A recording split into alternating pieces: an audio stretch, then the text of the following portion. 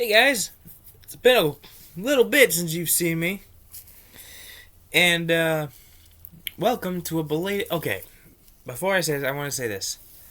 Normally, when I do these kind of videos, it'll be a double movie review, but I'm just for Cringe of the Month. First of all,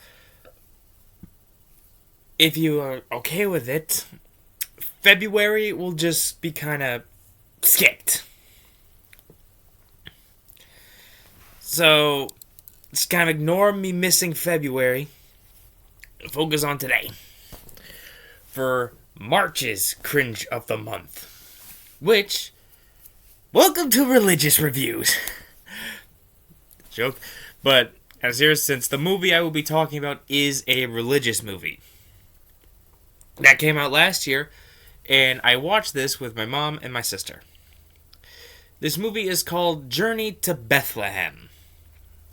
Is the story of the Virgin Mary giving birth to Jesus. Now, this movie did come out last year, and I actually did look this up. I did a little research on this movie as I was kind of watching it. This movie had a budget of $6 million going in, which actually for a religious movie that I don't know if this was released in theaters or not, but that's actually very good for a movie like this. Very beautiful scenery, and it made, I guess it was released in theaters since it had a box office of $7,900,000. For a movie about the journey to Bethlehem, the three kings finding baby Jesus and the Virgin Mary, that is actually very impressive to make the money back in even over $1 million more. I went into this movie with a very low bar, mainly because I am not a very religious person. I believe in a very basic thing. I believe in heaven. I believe in hell. That's about it. But, because my mom wanted me to watch this movie, along with my sister, I thought, why the hell not? Let's see what it is. First off, something I can definitely give this movie credit for being. If you are going to watch this movie, which I actually recommend you check it out if you can find it, it's a musical. That's something you never thought you'd hear about the story of a Bible, it being musically accompanied. But the thing is, the songs aren't that bad. They were I remember my sister saying looks like it's like a Disney movie. Not far off, because the main role being Jonathan, Mary's husband, has been in Disney movies. For any who give a rat's ass about this trilogy, he was in the Zombies trilogy on Disney. Their original movies. Not that they're bad, they're just the cheesy Disney stuff you now kind of want to see back. The twist I will give on this movie is Mary hating the idea of marrying someone she does not know. Because she wants to be a teacher because her father would always teach her, would always read her scrolls of information, learning, helping her brain grow. But when she wants to become a teacher, she says, "No, you will get married." And he says the only reason he ever taught her this stuff is because he didn't have a son. Now, if you watch this movie, you have to remember this is so fucking long ago to where times were very fucking different.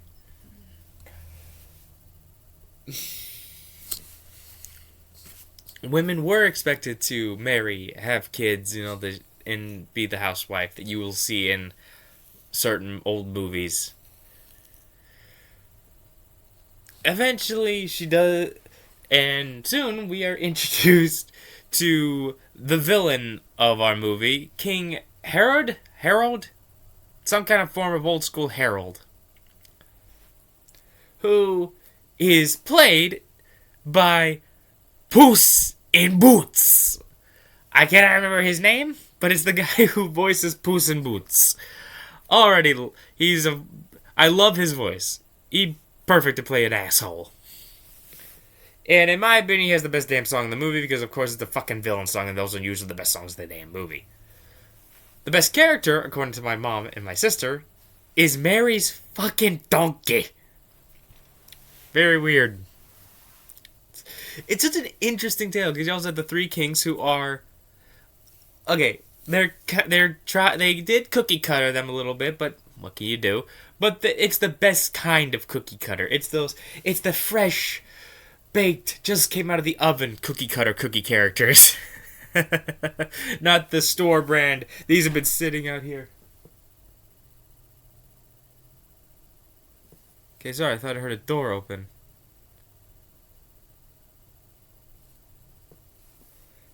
Not your store brand. These have been sitting here for a week. Cookies. They try to make them give them as much personality as they can, and damn it, though, it's entertaining.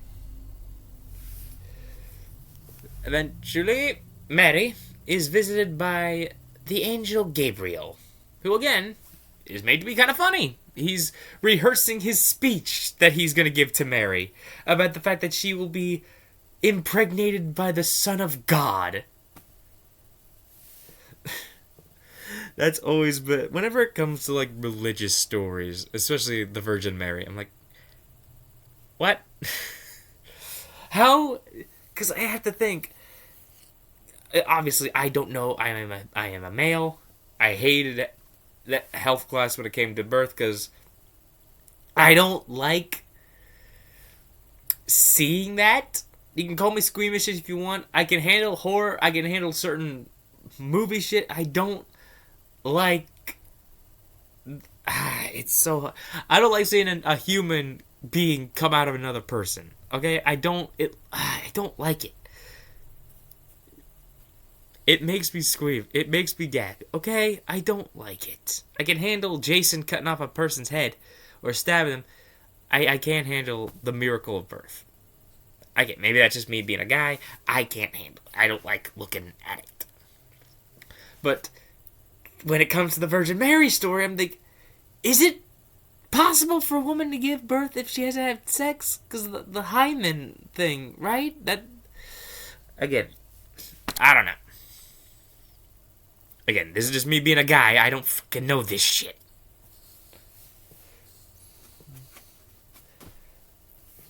I'll say this about the songs, they never feel out of place or forced because it's a musical.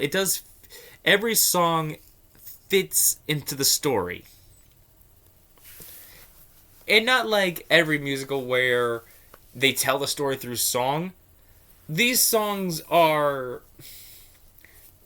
I'll say it like this, the Jungle Book kind of songs, where they don't help the story, they help the emotion, they help the feeling, they help the setting of the movie. But they're still important, and they're catchy enough to where you will listen to them and not feel any kind of drag out, like, come on. Eventually we do get to the scene where King Harold hears of the birth of Christ and sends his son and soldiers to kill him. And also this king he is the one that will in the future does crucify Jesus. Thankfully we don't see that in the movie. There's a little spoiler. The movie does end just with Mary, Jonathan, and Jesus just as a family. That's how it ends.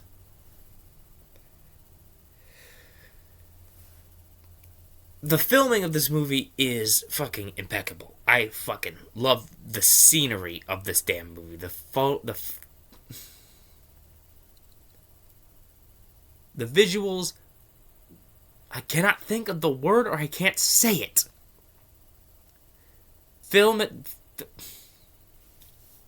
Filmography. That word, whatever. It looks beautiful. The movie looks fucking beautiful. The actors are amazing. The actresses are phenomenal. Just everything in this movie is great for being religious themed. And I know some people have this damn hatred for religion. Damn religion. Who gives a shit? A good movie's a good movie, even if it's about a religious story.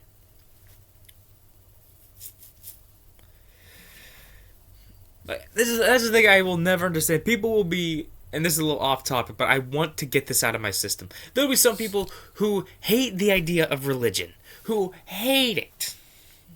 but they'll also be okay with the belief of like Santa Claus, the Easter Bunny, the Tooth Fairy, the Sandman, that kind of stuff. Which arguably Santa Claus is. Granted, there's a story about Saint Nick who would deliver toys, like easily explained through Santa Claus is coming to town. That story is fine, but also you're adding the magic that is Santa Claus. I don't know. It's whenever someone, what I think is so not like being okay with religion, but being okay with the existence of Santa Claus. I don't know. It just it irks me in so many wrong ways. Is there any? I guess the donkey takes out one of the king's soldiers. The prince finds Mary about to get having had give birth to the Lord Savior Jesus Christ in the barn because everyone is being hunted down, even the three kings. They're all hunted, they're found, but the prince, knowing what will happen if he gets caught, lets them go. Knowing that if he gets found out that he let them go with presumably the Son of God, it's curtains for his ass, no matter if he's the prince or not. I don't know. Here's the thing with this movie. I don't know what else to say that isn't easily covered by reading a Bible or going to church and listening to the story of the Virgin Mary. But if you are a fan of musicals and you are at least okay with watching a movie about religion and the birth of Jesus, I highly recommend it because it takes that story, it twists it and turns it as much as it can without it really feeling like it's kind of, I won't say insulting, but differing too much from it, from the source material of the story. It's a really good adaptation of this story. So, again, if you find this movie if you find this movie, whether somewhere on physical copy or streaming somewhere, I definitely will say watch it. It is such a good movie, and it doesn't really have something about this movie, I will definitely say. It has no, like, betrayal scene or, like, heartbreak or anything like that. It's a straight story. To where I think this movie's also barely like over an hour long. I think it's like an hour and 45 minutes or some shit like that. It's not that long. So, if you find this movie, I highly recommend checking it out, giving it a watch. I am so awkward to end this video, but there will be more reviews coming out in a while because I have just watched the weeks ago or so, like a week ago or two or so. I watched all four old school Batman movies from Michael Keaton 1989 to Batman and Robin. God, do I have some things to say about those movies. They're not safe. Anyway, hope you enjoyed this weird ass cringe of the month, and I'll see you next time I post, and which I promise will not be so far back or spaced out. Later.